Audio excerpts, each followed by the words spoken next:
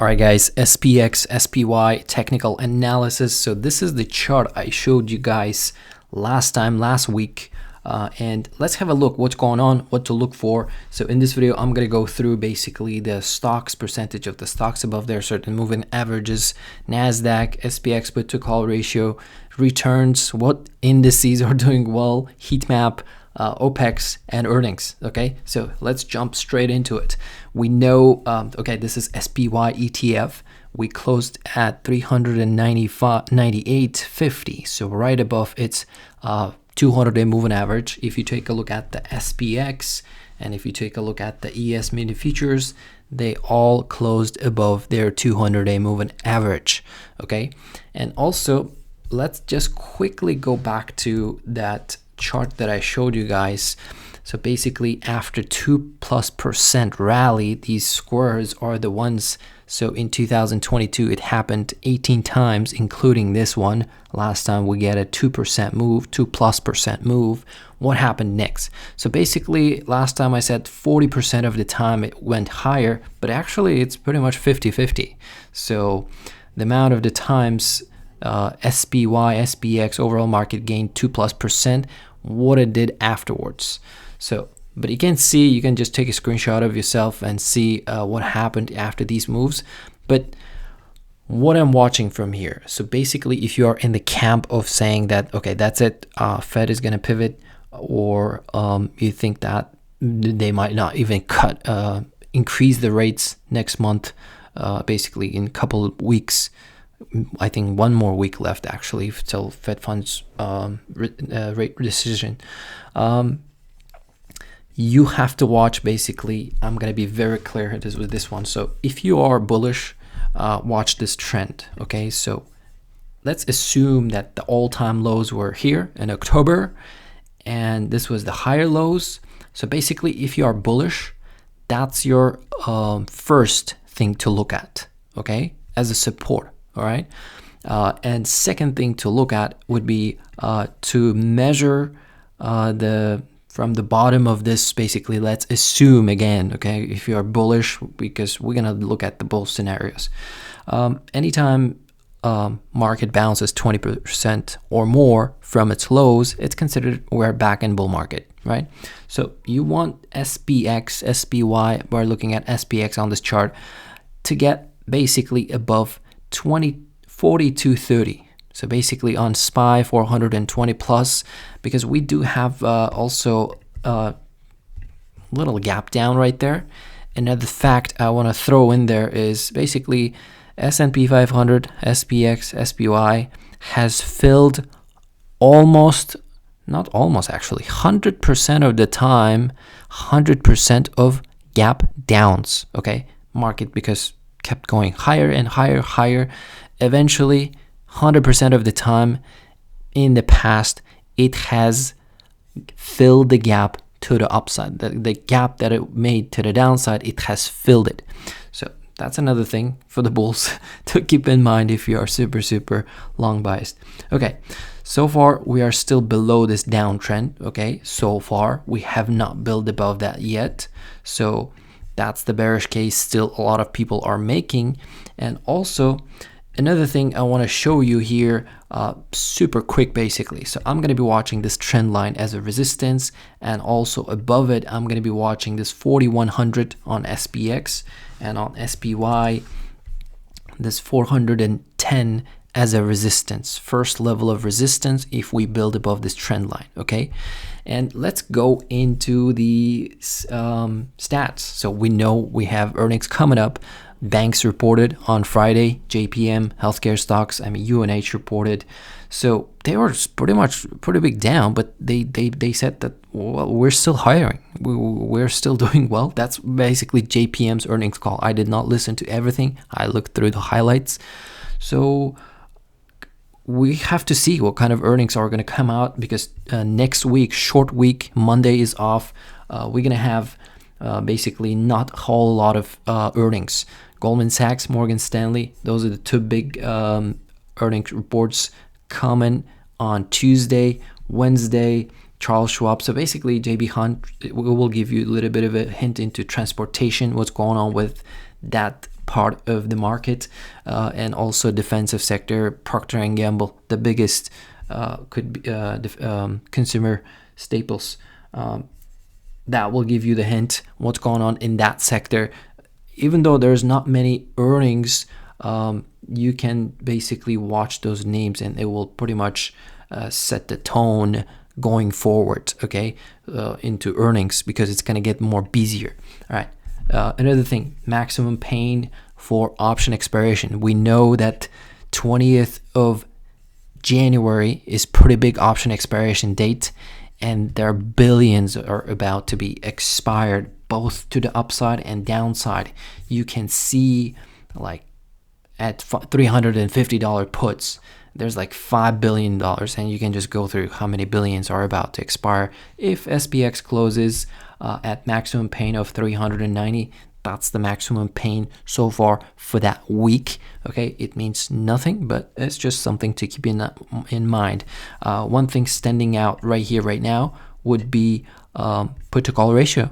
So going into that weekend, you can see there are more puts, 3.2 million puts about to expire, and 1.8 million calls about to expire. So that's why I'm not a little bit surprised that market is up right here. Another thing, year-to-date returns. If you have noticed, I'm sure some of you, if you have been watching the markets, you like, even if you're a trader, you zoom in, you zoom out, you have noticed what stocks have been taken off.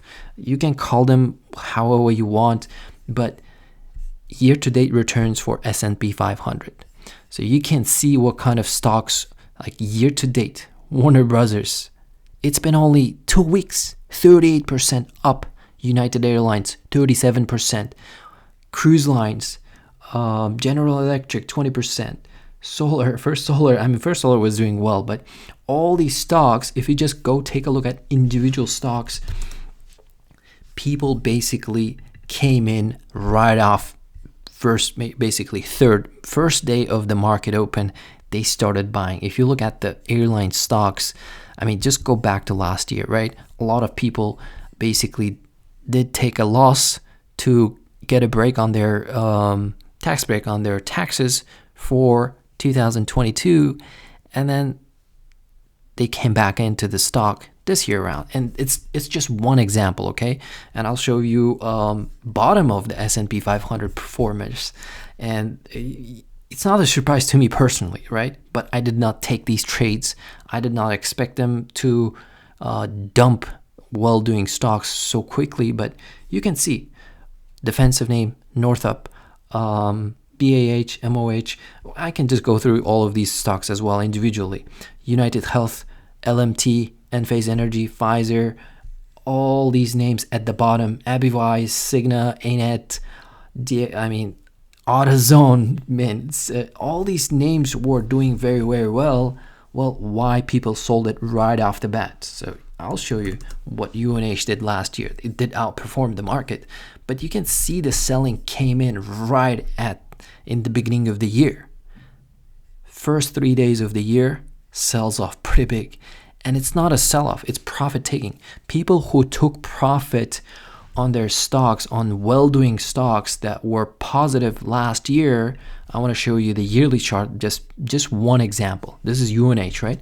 People brought that money into those beaten down stocks, and you can just go through the S&P 500 components and just take a look at what stocks are doing well, where the money is going, and you can see where the money is going, what they are buying. They came into tech, they came into beaten down, all these travel names, hospitality names, all these names, okay? Consumer, I'll show you on a heat map just so you have an idea.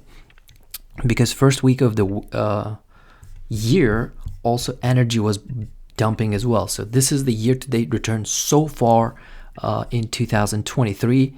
You can see where the money's going. Money went to beaten down semiconductor names, Amazon, communication services, that's where money went. Financial, fintech, that's where money went. They bought all those beaten down names because, well, year just started, and those people may just start building a position throughout 2023, because a lot of people expecting that Fed is going to eventually pivot at the end of 2023 or 2024. Whether, yeah, you keep an eye on Fed, it's just kind of gambling, but still, that's what people are betting on. And but just by looking at these moves, I'm pretty sure a lot of people may be saying to you that all these junk stocks are going to go back down, but that's how investing pretty much is done. Like sometimes people like to add, a lot of people add into strength, but yeah, sure, those people might go back into consumer defensive energy stock. I mean, energy was the first sign. Like they dumped first week and then they bought it back up next week. So people came in to buy the dip. But healthcare, I mean, definitely it's going to catch a bid. Let them report earnings, right? But you can see like best performing sectors of last year, consumer defensive, energy, healthcare, they all were down first 2 weeks of the year. And you can see where the money went. So that's the heat map. You can go through it yourself. Okay, let's go to SPX put to call ratio. So put to call ratio jumped on Friday for SPX. So there's more put buying, aggressive put buying actually I saw in IWM, QQQs, SPY. But again, you have to go through individual orders yourself. All right. So this is NASDAQ stocks, NASDAQ 100 stocks, 50-day moving average. Stocks above their 50-day moving average. 66% of the NASDAQ 100 stocks are now trading above their 50-day moving average, which means anytime you see a stock above 50-day, you can basically look at the chart and it will tell you that it's about to start an uptrend or it's in an uptrend. It's not downtrending at least. So that's NASDAQ. But if you take a look at the S&P 500, 76% of the stocks above their 50-day moving average. So, and here are a few more stats for bears. Stocks above their 5-day moving average, 77%. Stocks above their 20-day moving average, 85% of S&P 500 above their 20-day moving average. So short-term momentum is to the upside. And for me, I want to just highlight a few stocks. If these 2-3 stocks build above their 50-day moving average, it doesn't matter what energy does. It doesn't matter what consumer defensive sector does. So it's going to be, our trillion-dollar clubs. So Apple is still below its 50-day moving average, which is at 138, 139. So that's Apple's 50-day moving average. I kind of doubt that it can just blast through it, and it can definitely do that, but that's the resistance I'm watching. If Apple builds above 50-day moving average, watch out, bears. And also Microsoft. Let's take a look at Microsoft, Amazon, and Google charts. So you can see Microsoft right below its 50-day moving average, but they have earnings coming up basically 24th so far. So it looks like the week after this big option expiration date, tech are going to report. So that week will tell you which way his market is basically going. Because this OPEX week, I'm not expecting much. So let's take a look at the Google right at 50-day moving average. Amazon did get back above its 50-day moving average, and it's pretty strong looking at the moment. So Apple, Microsoft, Google, if those stocks build above their 50-day moving average, watch out, because market is gonna push a lot higher, and the upside potentials are those 410, and maybe even we're gonna get 20% rally. Why not? 420. But again, I'm just speculating. You gotta be careful about downside potential, because technically we are sitting on SPY, SPX at that downtrend resistance at the moment. And this week's rally basically happened with not too much of a volume. Okay, it was slightly above average, and most days were pretty much average, below average volume. So that's what I'm watching for overall market going into next week, short week, an important big OPEX week. And also there are some economic events coming up as well, but we didn't talk about that. We'll talk about next week. But that's it. That's the video. Hope you guys like it. Don't forget to like, subscribe. See you in the next one.